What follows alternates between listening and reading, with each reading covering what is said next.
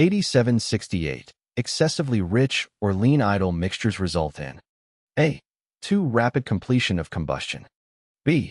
Incomplete combustion. C. Incomplete cylinder scavenging.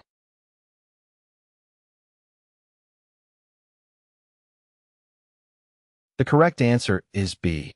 Excessively rich or lean idle mixtures result in incomplete combustion. An excessively rich mixture has an excess of fuel compared to the available oxygen, leading to fuel-rich pockets that do not burn completely. Conversely, an excessively lean mixture has insufficient fuel, resulting in incomplete combustion and reduced engine performance. 8769. Which statement is true regarding proper throttle rigging of an airplane? A. The throttle stop on the carburetor must be contacted before the stop in the cockpit. B. The stop in the cockpit must be contacted before he stop on the carburetor. C. The throttle control is properly adjusted when neither stop makes contact.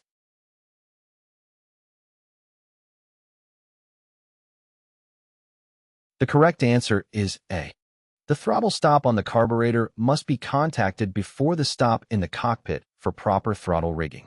This ensures that the carburetor's throttle stop is engaged first, preventing the throttle from being opened beyond the specified limits set by the carburetor manufacturer. 8770. What precaution should be taken when putting thread lubricant on a tapered pipe plug in a carburetor float bowl? A. Put the thread lubricant only on the first thread. B. Do not use thread lubricant on any carburetor fitting. C. Engage the first thread of the plug, then put a small amount of lubricant on the second thread and screw the plug in.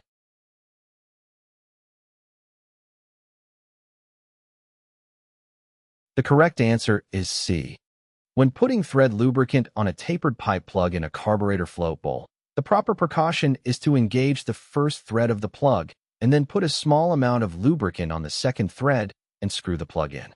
This ensures that the lubricant is applied evenly and does not contaminate the fuel or interfere with the proper seating and sealing of the plug. 8771. Maximum power is normally considered to be developed in a reciprocating engine with a fuel-air mixture ratio of approximately A. 8:1, B. 12:1, C. 15:1.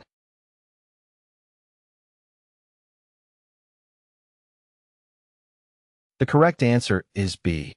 Maximum power is normally considered to be developed in a reciprocating engine with a fuel-air mixture ratio of approximately 12:1. This ratio provides the optimal balance between fuel richness and air availability for efficient combustion and maximum power output in a reciprocating engine.